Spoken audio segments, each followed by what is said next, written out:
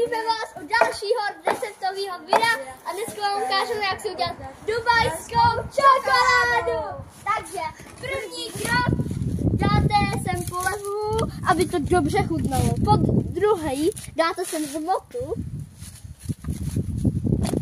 Jo? Za třetí Jdeme si nějakou Dubaju. Dubaj, jo?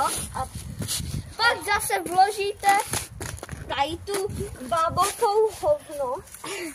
a pak hovno ne, to je hmota čokoládová, pak dáte ještě tohle tu polevu, takhle to dáte, pak to dáte do trouby. Kamo, tohle se neotevře. Je to na...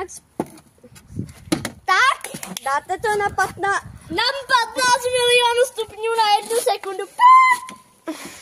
A hotovo. Počkej. Já to vyklopím. Počkej, pak musíš se podívat, asi je to propečený. Ne, musíme ještě to tam dát. Na Počkej. 15 milionů stupňů. Ne, 15 let a 5 minut. 15 000 let pozdě a 6 minut. A hotovo. Pak je to propečený? Jo, je to. Tak musíš to hezky Fláknout. A mlad, co ne? Umíš? Počkej. A teď, ne, já to musím fungovat.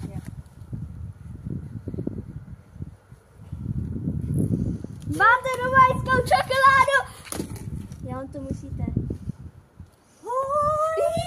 Zastav.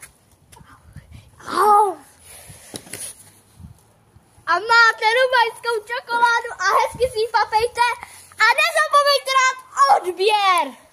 Ať mám 100 000 odběratelů. Tak ahoj.